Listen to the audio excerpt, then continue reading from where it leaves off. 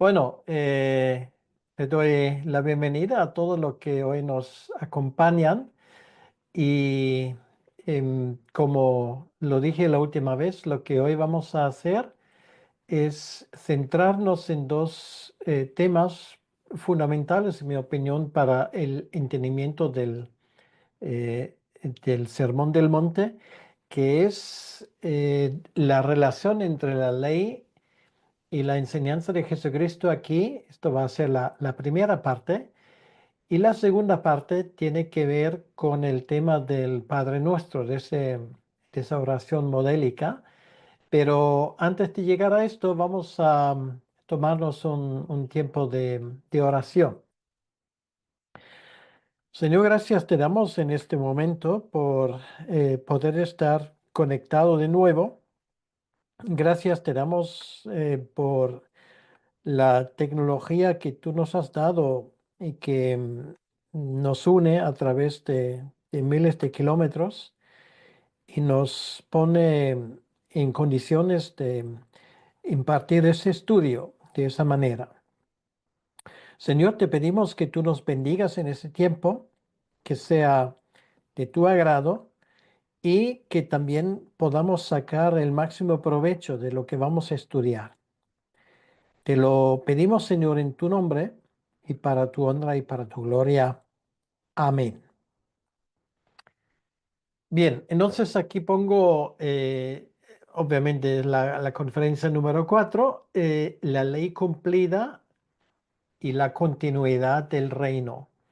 Esto es uno de los viejos debates que tiene que ver si con la llegada del nuevo pacto, con el cumplimiento de las promesas en Jesucristo, si hay una ruptura con el pasado o si hay una continuidad. Y creo que un texto fundamental para decidir esa cuestión es precisamente el Sermón del Monte, porque hay un segmento importante dentro del mundo evangélico, un segmento que nosotros conocemos con el nombre de iglesias dispensacionalistas, que por cierto pueden formar parte de un amplio espectro de denominaciones.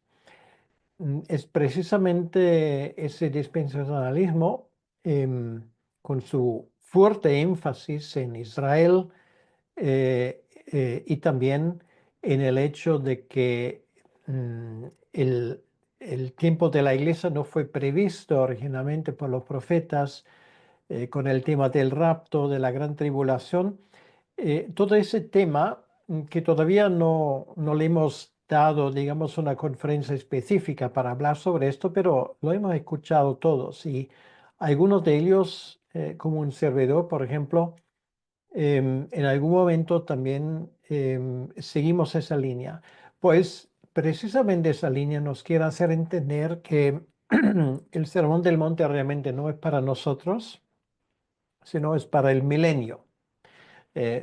¿Por qué? Bueno, porque las cosas que se ponen ahí son demasiado difíciles de cumplir. Bueno, luego vamos a hablar de ese tema, pero creo que realmente ese tipo de argumentación cae por su propio peso. Bien, entonces esto es lo que nos hemos propuesto. Y por eso pongo bienvenidos a la continuidad del reino, porque esto realmente es lo que yo considero la enseñanza bíblica, claramente, que aquí no hay ruptura, no hay algo completamente nuevo, sino estamos en la misma línea profética que empezó en su momento con la promesa de Génesis 3:15. Por lo tanto, lo que vamos a hacer es que vamos a explorar la relación entre la ley y el reino de Dios. Y esto, una vez más, me parece sumamente importante. ¿Por qué? Bueno, porque hoy hay un segmento amplio entre los evangélicos que obviamente, y lo digo no con el dedo levantado ni con un aire de superioridad, pero que infelizmente no han entendido la importancia que es la continuidad en la enseñanza y que nosotros no somos una invención nueva de Dios, un plan B, como ellos incluso a veces lo dicen, sino que esto siempre ha sido previsto en los planes divinos. Por lo tanto, exploraremos en estos minutos la relación entre la ley y el reino de Dios. El reino de Dios que ahora está a punto de comenzar con Jesucristo. De hecho, Él ya está comenzando esto. Y ya quiero repasar simplemente una vez más que el reino de Dios no es lo mismo que la iglesia. La iglesia forma parte del reino de Dios, pero el reino de Dios es algo mucho más amplio. Es la esfera donde Dios reina. Entonces, el versículo clave, que ya lo hemos visto el sábado pasado, es este versículo 17, donde Jesús dice, no penséis que he venido para abrogar la ley o los profetas.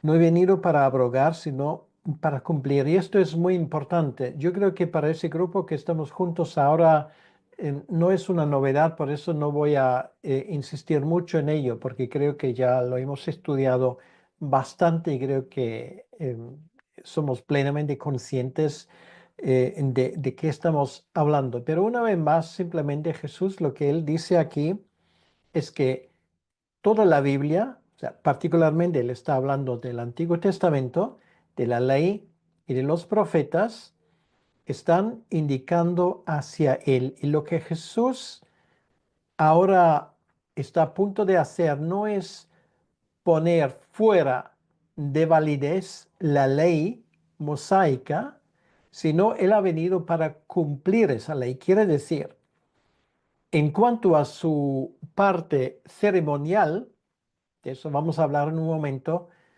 los sacrificios, el templo, el sacerdocio, los alimentos limpios y no limpios, el tema de la lepra, etcétera, etcétera, todo esto fue cumplido en él. Por lo tanto, esto hay que entenderlo ahora de una manera cristocéntrica. Quiere decir, el libro de Levítico, por ejemplo, que habla mucho de esas cosas, es un libro que por lo tanto hay que entenderlo y hay que explicarlo desde un punto de vista cristocéntrico. Ahora, el resto, por ejemplo, de la ley, y estamos ahora hablando de la ley, sigue intacto y sigue intacto como norma ética para el pueblo de Dios, pero no solamente para el pueblo de Dios, sino sigue intacto como norma para todo el mundo.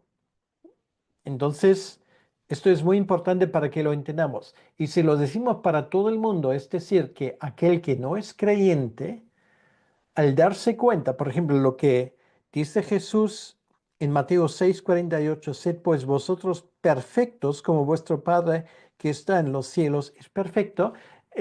Para aquel que no es creyente y no conoce la justicia de Cristo, esto es imposible.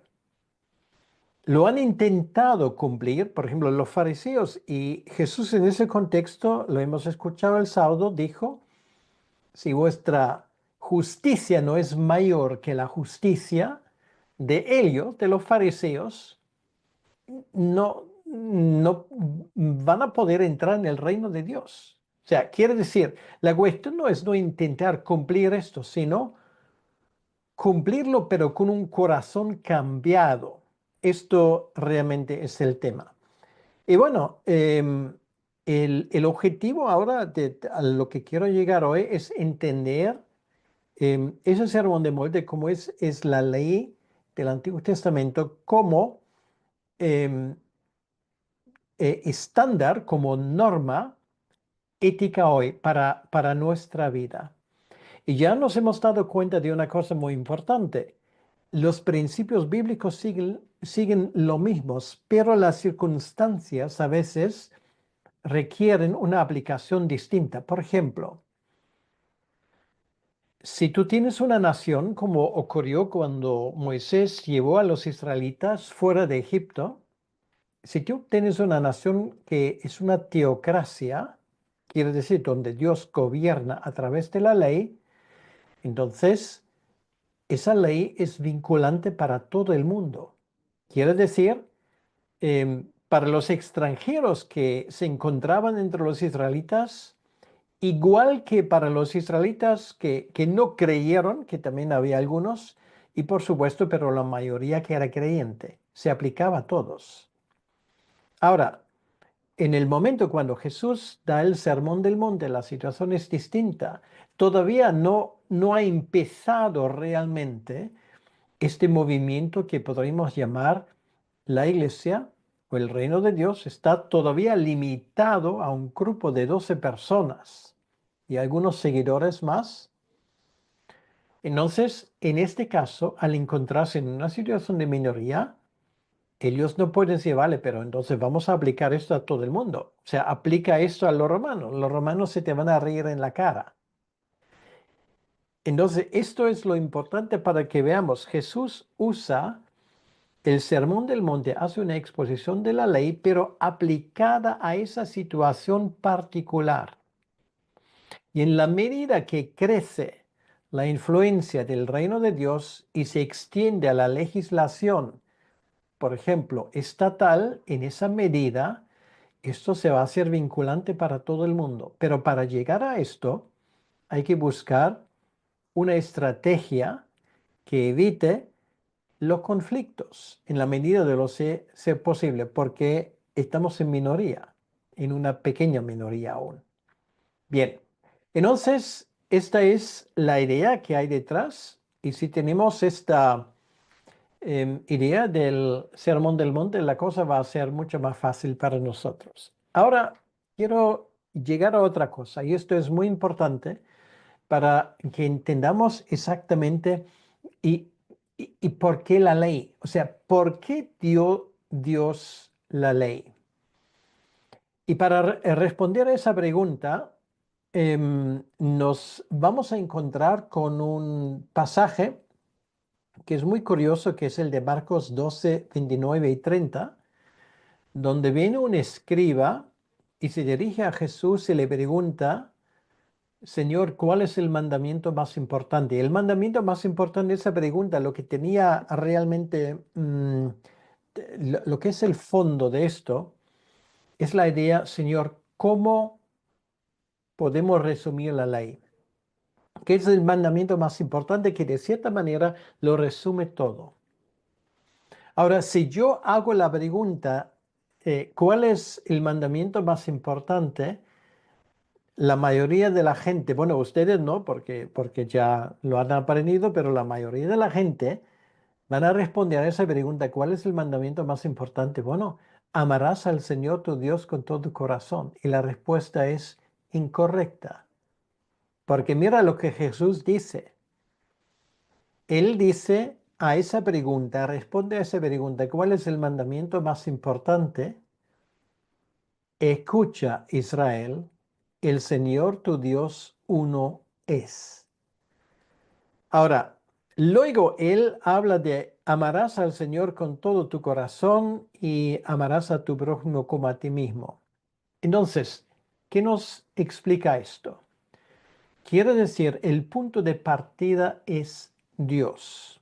Quiere decir, la ley no es otra cosa que un reflejo del carácter de Dios. Por esto tenemos ese versículo de Deuteronomio 6:4 como, podríamos decir, el versículo central del Antiguo Testamento y me atrevo a decir incluso a través de toda la Biblia. No lo parece, pero lo es. ¿Por qué? Porque es la definición más concluyente, más exacta de quién es Dios.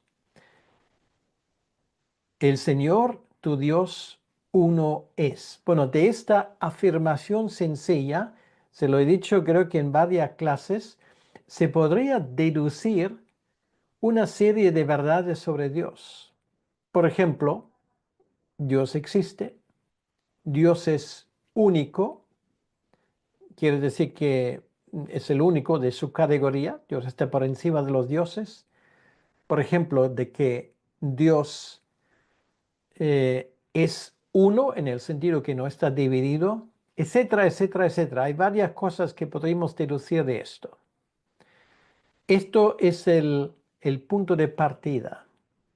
De esto, según la explicación de nuestro Señor en Marcos, hay dos mandamientos más, o dos resúmenes.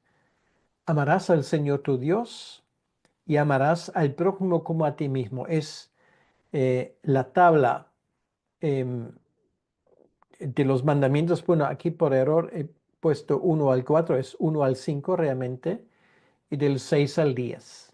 ¿Vale? Los primeros 5 mandamientos hablan de mi relación con Dios y esto incluye la obediencia a los padres y el día de reposo, porque tienen que ver con nuestro servicio a Dios.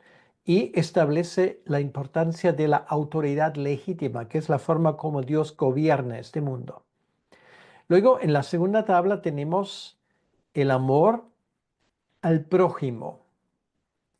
Y ahora de esto se deducen, o sea, esto se divide en los 10 mandamientos, o sea, 5 para la primera tabla y 5 para la segunda tabla, o sea, la segunda parte, podríamos decir. Luego de estos 10 mandamientos, el Antiguo Testamento, la ley de Moisés, nos enseña que hay un total de 613 mandamientos y mandatos. Lo que Dios nos manda. Yo no lo he contado, pero los judíos llevan contándolo siglos, entonces me imagino que no se habrán equivocado. Dicen que son 613. Bien, todos y cada uno de esos mandamientos cae en una de las 10 categorías de los 10 mandamientos. Y eso es la ley que refleja que el carácter de Dios. Quiere decir, esa ley no son reglas de juego, para decirlo así, aleatorias, que Dios ha puesto ahí para amargarnos la vida, sino Dios lo ha puesto para que nosotros seamos semejante a nuestro Padre. Esta es la idea, para que vivamos a su honor y según sus normas. Esta es precisamente la idea. Por lo tanto, la ley lo que hace es nos enseña lo que Dios espera de nosotros y de esto se deduce la ética del discípulo en el reino de Dios. Quiere decir nuestras normas. Por ejemplo, somos un pueblo que no mentimos. Somos un pueblo que respetamos la propiedad de los demás. Somos un pueblo que también em, procuramos no desear cosas indebidas, etcétera, etcétera. Y en cuanto a Dios, adoramos a Dios según sus reglas, no según lo que nosotros queremos. Y esto es lo que nos une como pueblo de Dios. Y una vez más, esto no es una regla que alguien ha establecido porque le daba la gana. Esto se deduce del carácter mismo de Dios. ¿Y qué dice aquí Jesús? Él dice, yo no he venido para abolir esto, sino para cumplirlo.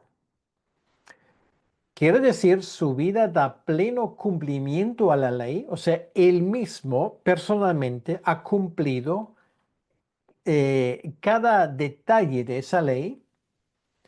Jesús no ha anulado nada, sino lo ha cumplido. Quiere decir que las cosas que él ha cumplido por su muerte en la cruz, esto ahora habla de su redención y lo demás sigue intacto. Y esto es muy importante. ¿Por qué? Porque hay un fragmento de la iglesia cristiana que simplemente no les entra en la cabeza que el Sermón del Monte no construye un contraste con el Antiguo Testamento, como suelen decir. El Dios vengativo del Antiguo Testamento, por un lado, pero por otro lado Jesús predica el amor y predica el entendimiento. No es así. Y cualquier persona que lee el Sermón del Monte y lo compara con la ley del Antiguo Testamento se da cuenta que aquí estamos hablando de la misma, de la misma cosa realmente.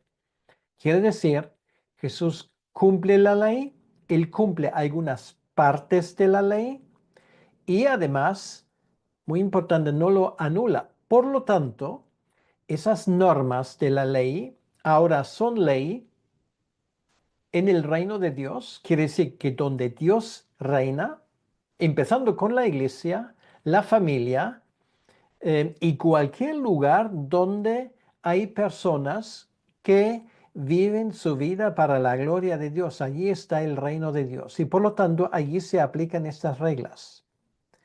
Y esto es muy importante porque, claro, lo que nosotros queremos es que también en algún momento nuestra sociedad, o sea, lo que hablamos de nuestros respectivos países, obedezcan y honren a Dios en su legislación. Todavía no hemos llegado a esto. Bueno, había un tiempo en el pasado donde algunos estados han efectivamente puesto la ley de Dios, como se suele decir, como parte de su ley fundamental. Así, por ejemplo, empezaron algunos estados de la Nueva Inglaterra en lo que hoy es Estados Unidos. También pasó lo mismo en algunos estados europeos em, que salieron de la reforma. Un ejemplo de ello sería, por ejemplo, la Confederación Helvética, que es Suiza. Ahora, esto ahora ha ido atrás, obviamente, pero esto es la idea. La idea es que todo el mundo pueda beneficiarse de la voluntad y de la bendición de Dios. Y esto, cuando hay una mayoría, cuando se puede imponer esto, da igual si una minoría no lo quiere o no. Esto se convierte en regla, en convivencia, y Dios lo va a bendecir. Entonces, claro, si me permiten entonces simplemente decir esto, el hecho de que hoy en el mundo occidental que hemos dejado atrás la obediencia a Dios de una forma realmente terrible, dándole lugar a todo tipo de aberraciones claramente en contra de la palabra de Dios, ¿cuál es el resultado? Es el declive que estamos viviendo de momento.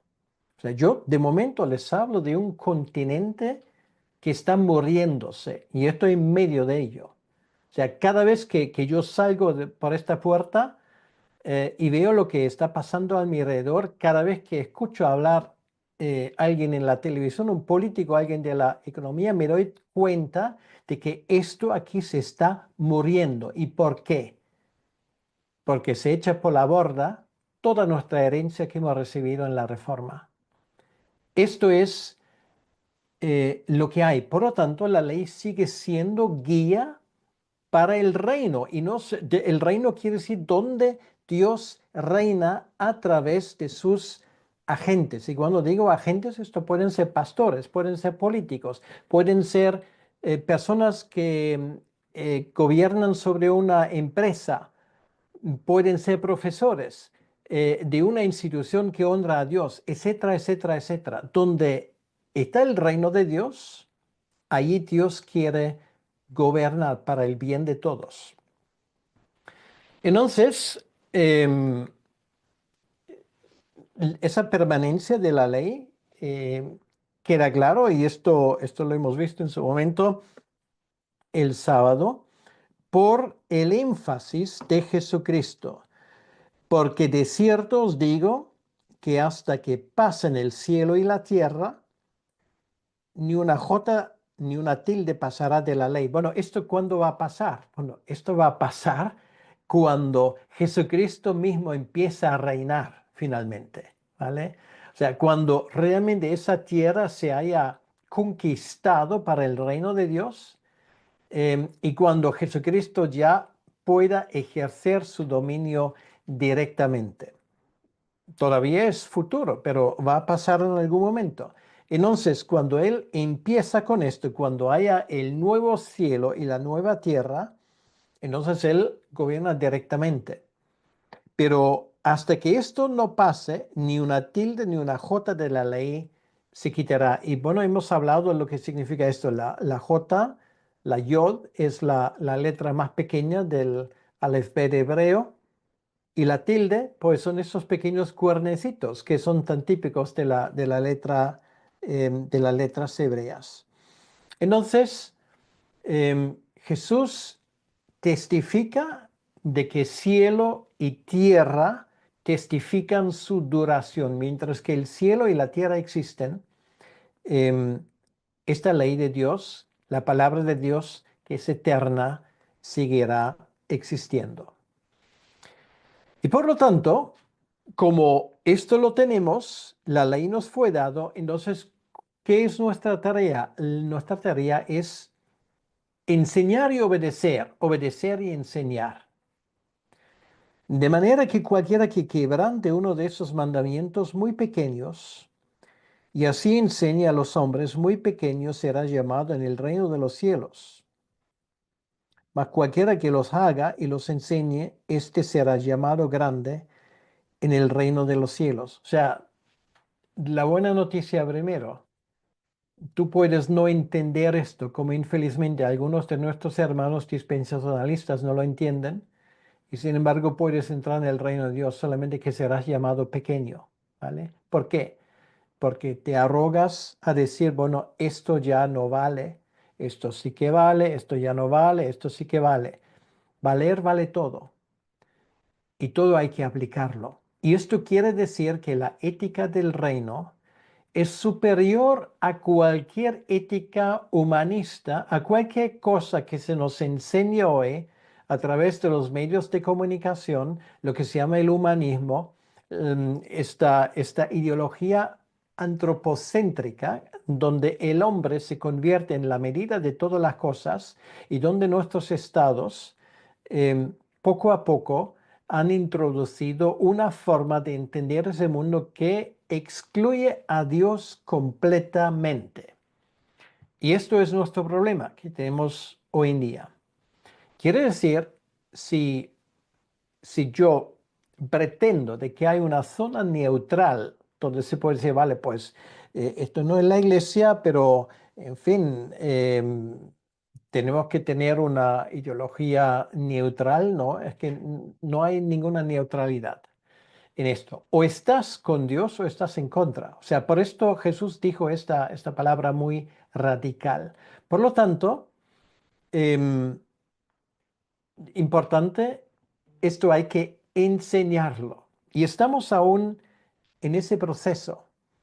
Em, Cada vez que tenemos gente digamos, bajo nuestro ministerio, esto puede ser algo en una conferencia donde tienes miles de personas que te están escuchando, o simplemente en una conversación casual en tu cocina, tal vez con una amiga o con unos amigos en la mesa, cada vez que estamos enseñando esto, estamos realmente proponiendo de que hay una forma mejor de organizar la vida que nos está proponiendo el mundo. Y esto es una vida teocéntrica. Quiere decir que nosotros queremos que este mundo finalmente esté bajo la obediencia de Cristo. Por lo tanto, si yo digo que toda esa ética es relativa y que los tiempos han cambiado y bueno, hay que adaptarse, entonces realmente estoy relajando y esto mi influencia en el reino se hace pequeño, ahora y en el futuro también. Sin embargo, somos llamados para vivir y para transmitir la ley fielmente. Y esto es muy importante. Tenemos que entender en primer lugar que no hay ninguna área en nuestra vida que está exenta de la enseñanza divina. Quiere decir que Dios tiene que decir algo sobre cualquier cosa que tiene que ver con nuestra vida. Y esto, ¿cómo lo vemos? Lo vemos, por ejemplo, en un libro que es el libro de Proverbios. El libro de Proverbios, algunos lo han dicho, no es otra cosa que la ley puesto a la práctica. Y bueno, el Sermón del Monte es algo por el estilo. Por cierto, también hay una epístola en el Nuevo Testamento que es muy similar al Sermón del Monte y al libro de Proverbios, que es la carta de Santiago. por cierto, medio hermano de nuestro Señor Jesucristo. Pues él sabrá algo de lo que se habló ahí en la casa, en la mesa. Pues precisamente la idea de hacer esto palpable y vivible. Y esto es muy importante. Somos llamados a vivir y a transmitir esa ley fielmente. Por eso dice aquí en el versículo 20, porque os digo, si vuestra justicia no fuera mayor que la de los escribas y fariseos, no entrarás en el reino de los cielos. Ahora Jesús habla de entrar allí. Y dice, ojo, la cuestión no es copiar ciegamente, intentar simplemente cumplir una serie de normas, simplemente, sino estamos hablando de otra cosa, estamos hablando de una justicia superior. Y esa justicia superior, ¿cómo se consigue? Pues los discípulos dentro de poco lo iban a entender. Eso solamente Cristo puede dar. No podemos entrar en el reino en el reino de los cielos a base de nuestros propios esfuerzos. Es un regalo de Dios. Ahí tenemos esos versículos tan famosos de Efesios capítulo 2, versículo 8, 9 y 10. No basta con cumplir externamente, se requiere una transformación interior. Y esto es algo que Jesús va a proveer. Muy importante, esto es algo que en el Antiguo Testamento no existió, pero ahora existe. ¿Por qué? Porque es ahora cuando vamos a tener un aliado tremendamente importante, que es el Espíritu Santo, ¿vale? Que nos convierte realmente en su templo. Por lo tanto, no estamos hablando de un legalismo externo, sino de obediencia de corazón. Quiere decir que la verdadera justicia nace de un corazón rendido a Dios, que ahora no está obligado a hacer lo que Dios quiere, sino que quiere hacer lo que Dios quiere. Entonces, esto quiere decir que la entrada en el reino de Dios exige santidad auténtica, y esto es algo que nosotros no vamos a reproducir. Solo aquellos que viven una justicia genuina pueden participar del reino, por lo tanto. Bien, entonces esto es el famoso pasaje central, y creo que si lo miramos tranquilamente, no cabe ninguna duda de que lo que enseña Jesucristo aquí habla de una continuidad, no de una ruptura. Jesús, por ejemplo, habla a judíos, ya lo he dicho el sábado, que estaban esperando un Mesías político, un Mesías que les iba a librar del yugo de los romanos. Esa liberación nacional y la restauración del trono de David, esto era el sueño, no solamente de aquellos que tenían puestos importantes entre los judíos, sino también de la población que estaba harta de los judíos. Y Jesús niega que él ha venido para cumplir una agenda política. Esto no es su idea. Su idea no es conquistar un terreno, su idea es conquistar corazones. Ahí está la diferencia. Nos hemos dado cuenta que, por ejemplo, ahí están los fariseos enfocados en reglas externas, en cumplir leyes, en añadir leyes a las leyes, haciendo verjas alrededor de esas leyes y verjas dobles y haciendo las cosas cada vez más complicadas, pero realmente sin un corazón transformado. Entonces lo que hace Jesús hacia ambos extremos, él reorienta la ley hacia su propósito pleno. Y por lo tanto, ese sermón del monte es tan importante también para nosotros, porque restaura el verdadero sentido y nos hace una aplicación de los mandamientos divinos. Nos da para decirlo así, ejemplos de cómo deberíamos vivir. Esto es lo que podríamos decir la ley moral o la ley ética como base del reino. Quiere decir que para enfrentarnos a esta vida, tenemos que saber y cómo vamos a vivir, cómo vamos a reaccionar hacia ciertas cosas. Entonces, ¿qué va a ocurrir?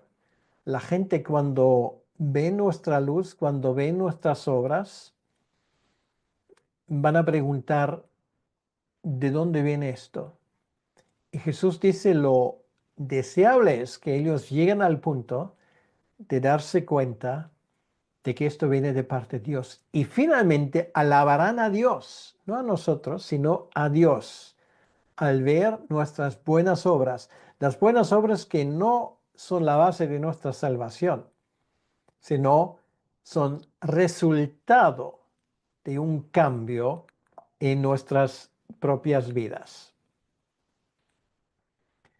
A ver.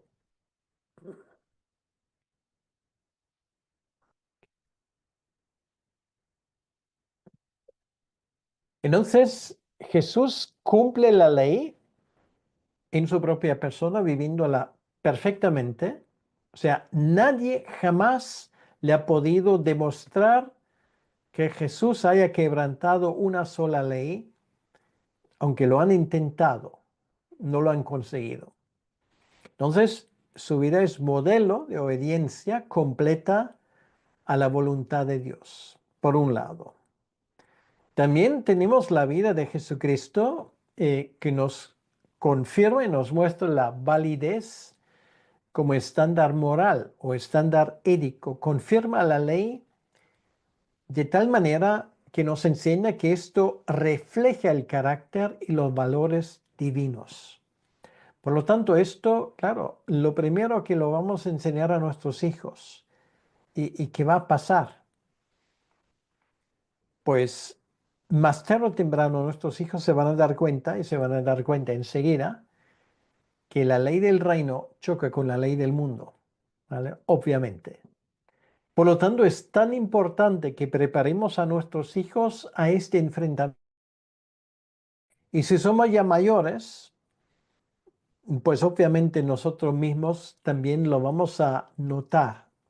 Y todos los días va a ser una lucha de no dejar que estas normas em, del mundo en el sentido de esa esfera que no está bajo la obediencia de Cristo, invade a nosotros. No, nosotros queremos cambiar el mundo, no dejarnos cambiar por el mundo. Y bueno, uno de los ejemplos que hemos visto era, por ejemplo, el no matarás. Em, que eso establece una serie de reglas y Jesús dice el matar, claro, uno puede matar literalmente, pero uno también puede matar con palabras.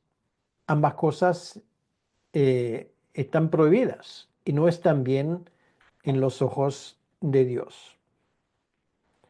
A ver,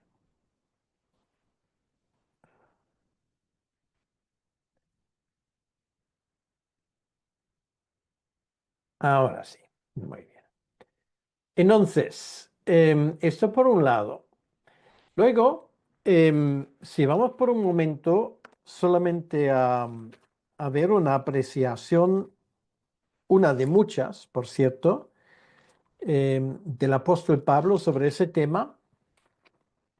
Cuando él habla de la ley, él habla en Romanos 7:12 bastante y dice, de manera que la ley a la verdad es santa y el mandamiento santo, justo y bueno. Bueno, las tres características se aplican a Dios. Entonces, Pablo reconoce el valor permanente de la ley como expresión de la voluntad de Dios. Por lo tanto, es nuestra guía para distinguir el bien y el mal en el reino. Esto fue sobre todo el tema del capítulo 7. ¿Se acuerdan de que ese capítulo 7 habla precisamente de hacer una diferencia, de emitir un juicio justo, no un juicio injusto. Entonces, em, y finalmente es el fundamento para una vida alineada con Dios. Quiere decir, como algunos han dicho, queremos estar en la misma onda con Dios, ¿vale? Afinarnos de tal manera que lo que Dios quiere también debería ser lo que nosotros queremos. Bien, ahora, antes ya lo he mencionado, esto ahora significa algunos cambios tremendos. Y aquí pongo el ejemplo del tema del templo. El tema del templo, bueno, originalmente, si vamos muy atrás, no había templo, pero había un santuario. El santuario jardín, el Edén. Esto fue el lugar del encuentro de nuestro Dios con nuestros antepasados Adán y Eva. Bueno, todos sabemos cómo salió la historia y durante mucho tiempo realmente después de la expulsión del paraíso no había templo, no había lugar de encuentro. La vida de los patriarcas, empezando con Noé, es una vida de altares. Lo tenemos en la vida de Noé, lo tenemos en la vida de Abraham, de Isaac, de Jacob. Esto eran personas que en lugares específicos adoraron a Dios, pero no de una forma permanente, porque no tenían lugar permanente. Esto cambia con la formación del pueblo de Dios finalmente en Egipto. Cuando salen de allí, Dios en su ley les da también normas para la adoración. Y el lugar del encuentro con Dios, con el pueblo, no iba a ser el monte Sinaí de forma permanente, sino un santuario transportable, el tabernáculo. Y ese tabernáculo tiene forma de jardín que se abre hacia oriente y tiene una verja, igual como el santuario original. Es ahí donde Dios ahora pues quiere ir al encuentro con los hombres. Y esto cambia cuando finalmente en la época del rey Salomón, Israel construye un santuario permanente. David no podía hacerlo, pero su hijo Salomón sí. Es el primer templo. Y en Primera de Reyes capítulo 8 leímos como la gloria del Señor llena el templo de una forma especial en aquel glorioso día. Es la gloria del Señor que entra allí. Ese templo, algunos siglos más tarde, se destruye. Se construye finalmente después de la vuelta de Babilonia un nuevo templo de menor gloria que el templo antiguo. Algunos incluso de los viejos lloran cuando ven este porque dice, bueno, esto ya parece poca cosa. Pero la época de ese templo iba a concluir. De hecho, tenía sus días contados. Y esto es lo que ocurre precisamente en la época de Jesucristo. Cuando Él dijo esa palabra que ahora voy a citar, casi nadie la entendió. Tomar ese templo y derribarlo y yo en 3 días lo levantaré.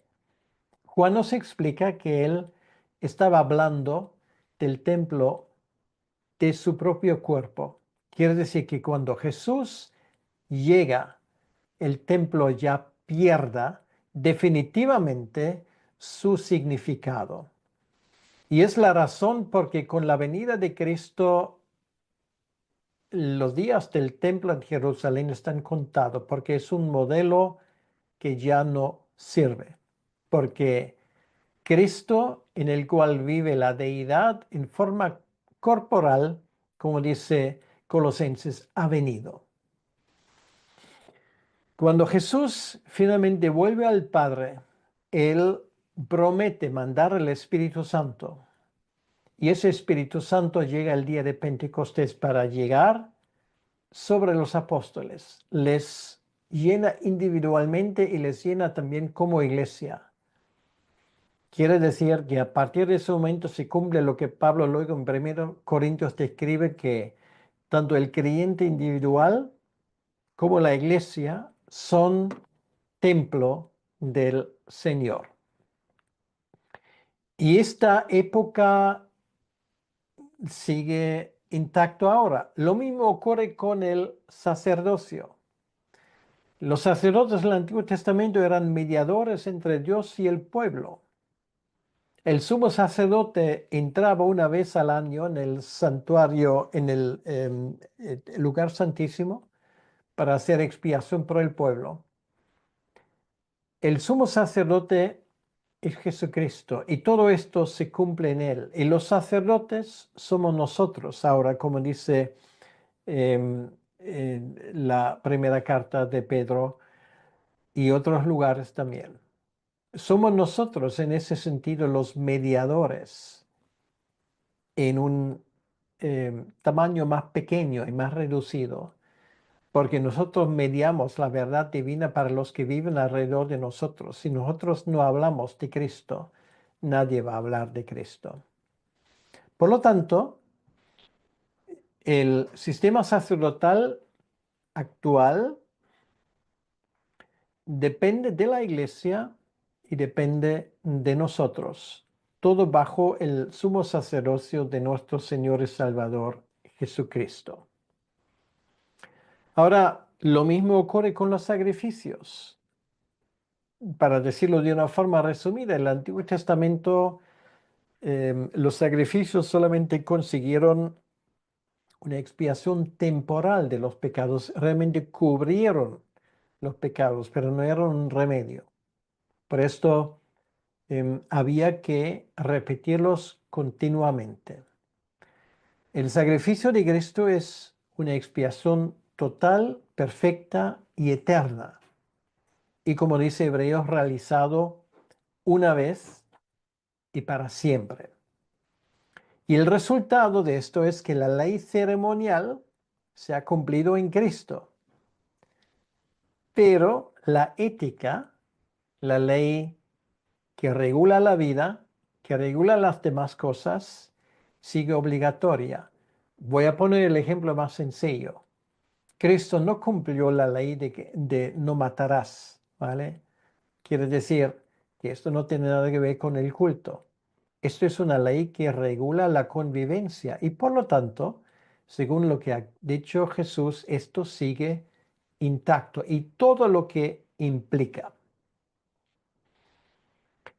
Por lo tanto, la ley moral versus la ley ceremonial, y esto es muy importante para que nosotros lo entendamos, la ley ceremonial habla de templo, habla de rituales, habla del sistema de sacrificios, habla de las leyes de pureza ritual. Todo esto fue cumplido en Cristo. Un buen ejemplo es la comparación, y por eso hicimos este estudio en su momento, entre el libro de Levítico y el libro de Hebreos. Es una perfecta correspondencia, porque nos explica precisamente esto. Sin embargo, la ley moral sigue intacto. No robar, no mentir, amar a Dios y al prójimo, los principios éticos permanentes siguen intactos porque esto sigue siendo normativo. Entonces,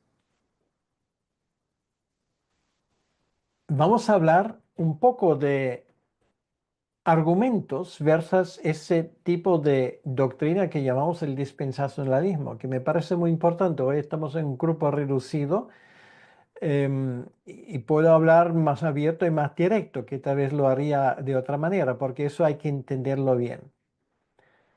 Infelizmente se trata de una doctrina que lleva ya casi 200 años y que nos ha causado muchos problemas. Y infelizmente muchos creyentes por esta razón no tienen las cosas claras. Cuando Jesús dijo no he venido a abolir la ley, es una declaración explícita contra la idea de que la ley ha sido anulada. El dispensacionalismo enseña que la ley nunca está pensado para la iglesia. Esto es una de las razones porque los dispensacionalistas siempre tienen problemas a la hora de desarrollar una ética, porque tienen que explicar a su gente cómo que la ética cristiana sigue existiendo, pero que no tiene su base en la ley del Antiguo Testamento. ¿Vale? O sea, esto es muy complejo y muy complicado, ha confundido a mucha gente. La ley no está limitado a Israel, sino es para todos los creyentes. Em, si no fuera así, lo que dije antes, pues podríamos quitar el libro de Proverbios de nuestras Biblias, ¿vale? Porque Proverbios no es otra cosa que una aplicación de los principios de la ley. Su cumplimiento no implica su fin. Quiere decir, Jesús ha perfeccionado la ley, perfeccionado en el sentido no que la ley necesita perfección, sino perfeccionado la ley en el sentido de que le ha dado a la ley su significado que realmente termina. La lleva, para decirlo así, a su plenitud, a su entendimiento correcto.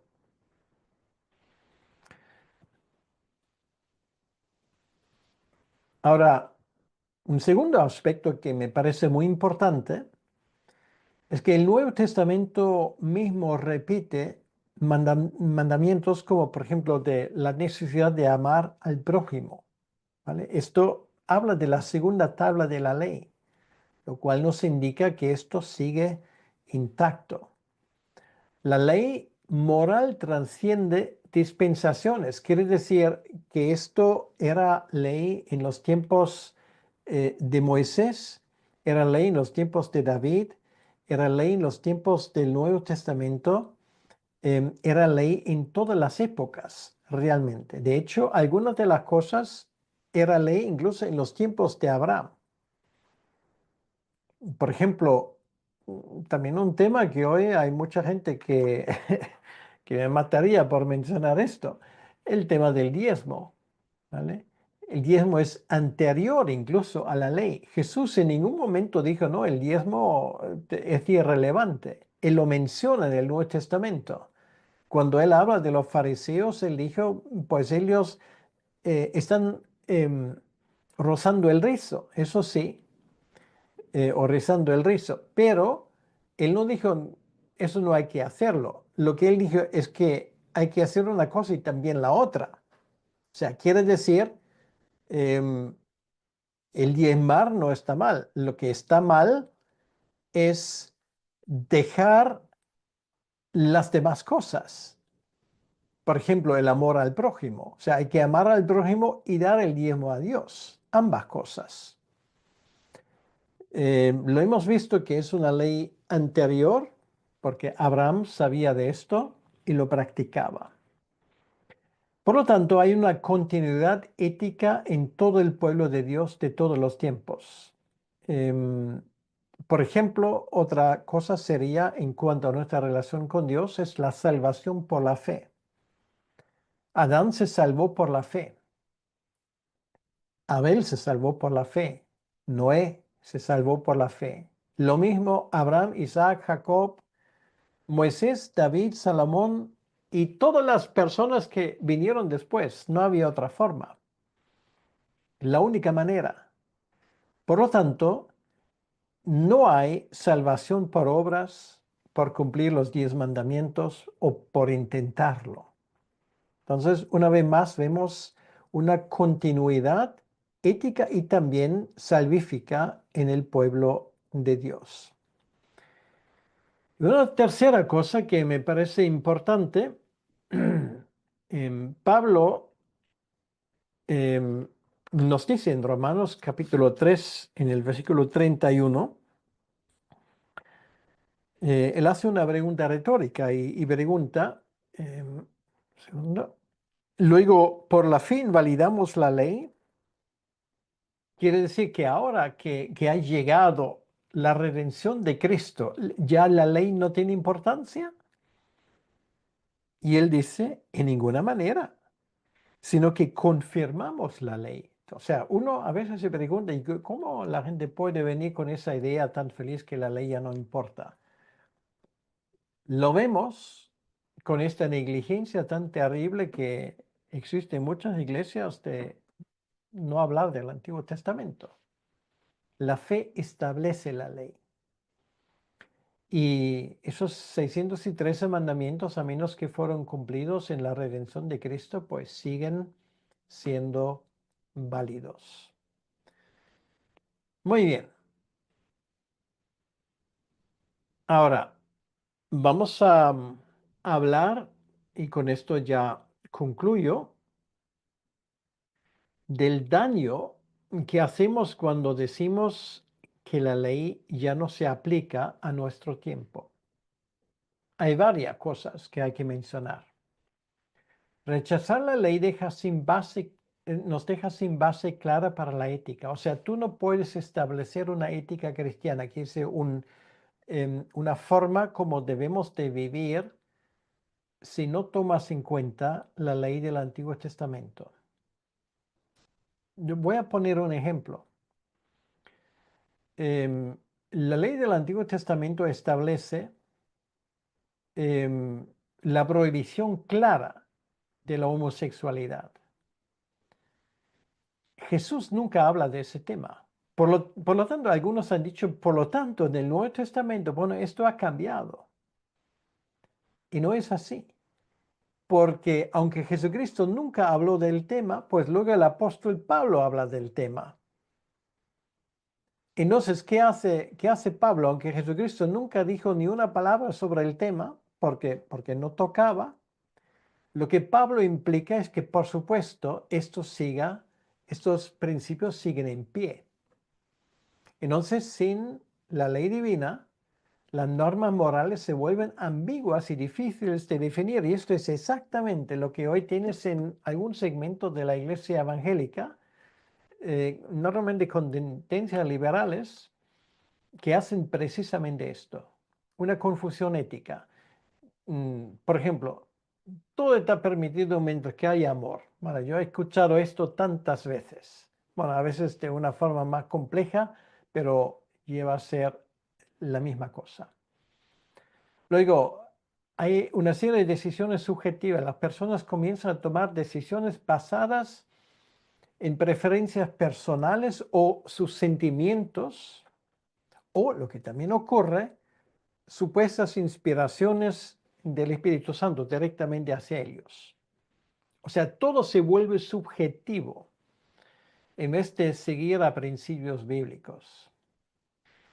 En tercer lugar, hay una falta de dirección. Sin un estándar moral claro, los creyentes carecen de guía para enfrentar dilemas éticos complejos. Por ejemplo, todo el tema que tenemos hoy, bueno, ya he mencionado el ámbito sexual, pero no es lo único que existe. Hay muchas más cosas que tienen que ver, por ejemplo, con el tema de la honestidad, con el tema de la economía. Algunos me han escuchado hablar sobre ese tema también. Em, Vivimos bajo regímenes donde se practica un fraude sistemático en cuanto a la manera como se lleva a cabo, por ejemplo, el cómputo económico. Aquí estoy hablando del dinero, ¿vale? Que se cree de la nada, muy conveniente para muchos estados. Entonces, esto tiene que ver con la falta de dirección. ¿Por qué? Porque en la iglesia hay tanta incultura sobre esto, de que lo aceptamos como algo dado por Dios cuando Dios lo odia. ¿Y cómo lo sabemos? Porque los profetas del Antiguo Testamento hablaron sobre la base de la ley en contra de la práctica de añadir metales extraños a las monedas o agua al vino, ¿vale? Con eso dijeron, si tú devalúas algo, estás cometiendo un fraude. ¿Dónde están hoy la gente que critican esas prácticas? Lo tenemos que criticar y decirlo en voz alta, como voz profética de la iglesia, y pocas veces se sabe porque se dice, bueno, es que la iglesia con esto no tiene nada que ver, por supuesto tiene que ver con esto. Y en cuarto lugar, contradicciones morales. Emergen inconsistencias en el razonamiento moral cuando no hay una base firme para el discernimiento. Por ejemplo, tema evolución, creación. ¿Se puede compaginar esto, como algunos dicen? De ninguna manera, ¿vale? Son dos sistemas irreconciliables, son contradictorios. Es solamente nuestro deseo em, de querer bailar en dos bodas a la vez que nos empujan a buscar terreno común con el humanismo y el racionalismo. Bien, entonces, más cosas. Sin ley, la moralidad o la ética depende de la cultura o el individuo. Por eso es tan frecuente también en círculos evangélicos el decir, bueno, puede que tú lo veas así, pero yo lo veo de otra manera. Bueno, esto hay cosas donde, bueno, si la cuestión es si pintamos la pared de nuestra iglesia en blanco o en gris, pues yo lo acepto, ¿vale? Yo puedo verlo así, pues otros lo ven de otra manera. Eso es cuestión de gustos. Ahora, hay muchas cosas que no son cuestiones de gustos. Por ejemplo, em, la admisión a la Santa Cena de gente que vive en pecado. Ah, bueno, tú lo ves de esta manera, yo lo veo de otra manera, porque lo importante es que se quieran, ¿vale? Realmente a Dios no le gusta ese tipo de cosas. Entonces, sin ley, la moralidad depende de la cultura o el individuo, depende del consistorio de la iglesia de turno, pues en un momento lo aceptan, en otro momento no lo aceptan. ¿A base de qué? Solamente puede haber una base, que es la ley divina. Erosiona la autoridad de las escrituras, porque si tú no aceptas la ley como algo autoritativo dado de parte de Dios, la palabra de Dios pierde su lugar como norma definitiva para la vida y debería añar para el culto. Y como último, la fe cristiana pierde su anclaje objetivo. Quiere decir, no es cuestión de lo que yo deseo, lo que yo quiera, lo que a mí me gusta, sino es cuestión de lo que Dios quiere y lo que es su voluntad. Y finalmente, nuestra identidad se debilita. Los valores y principios que definen al pueblo de Dios tienen su origen en la ley. En la medida que nosotros cortamos estos vínculos, en esa medida nuestra identidad como pueblo de Dios se va a perder. Por lo tanto, aquí es muy importante ese punto. El rechazo de la ley hace a la iglesia indistinta del mundo secular. Y eso es exactamente lo que tienes en algunos lugares. Los principios de algunas iglesias que yo he conocido no distan mucho de lo que el mundo lo dice. La tolerancia, lo importante es el amor, no busques temas controvertidos, etcétera, etcétera, etcétera. Bueno, todo esto suena muy bien. Lo que pasa es que esto no es lo que Dios ha tenido en mente. Y luego finalmente el testimonio del reino se ve comprometido. La iglesia pierde su capacidad de ser luz y sal en un mundo de oscuridad moral. O sea, ha sido siempre la tendencia infeliz de la iglesia de buscar el aplauso del mundo, cuando realmente debería habérselo cruzado por la mente en el momento cuando el mundo empieza a darnos aplausos, algo va mal en nuestras iglesias. Esa búsqueda de reconocimiento estatal, la búsqueda de fondos públicos para nuestros programas sociales en las iglesias, etcétera, etcétera, todo tiene que ver con esto, porque estamos perdiendo nuestra propia identidad. Y esto es algo que Dios obviamente no quiere. Y termino con esta reflexión que ya cada uno puede llevarlo a casa. ¿Realmente vemos la ley como vigente en nuestras vidas? ¿Cómo aplicamos su ética en el reino hoy, en nuestra vida personal, en nuestra iglesia, en nuestra familia, en mi empresa, por ejemplo? ¿Es Jesús nuestro modelo de obediencia? Pues cierro con esta primera parte. Em, Hemos visto estos aspectos, que esos aspectos ceremoniales encuentran su cumplimiento en Jesús, mientras que los principios morales permanecen como guía para el pueblo de Dios. En la siguiente conferencia, dentro de 15 minutos más o menos, ahí vamos a hablar del Padre Nuestro.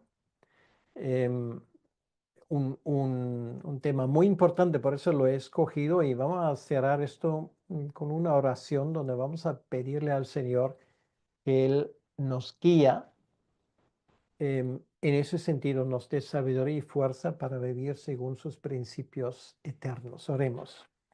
Señor, gracias te damos que tú nos has dado tu ley inquebrantable que nos ayuda a vivir. Y Señor, ayúdanos a poder averiguar cómo podemos aplicar esto a nuestras vidas personales, familiares, nuestras iglesias, nuestras empresas, la educación, el sistema jurídico, todo lo que tiene que ver con ese mundo. Señor, ayúdanos a ser fieles y a volver a la causa que es tu palabra. Te lo pedimos, Señor, en tu nombre. Amén.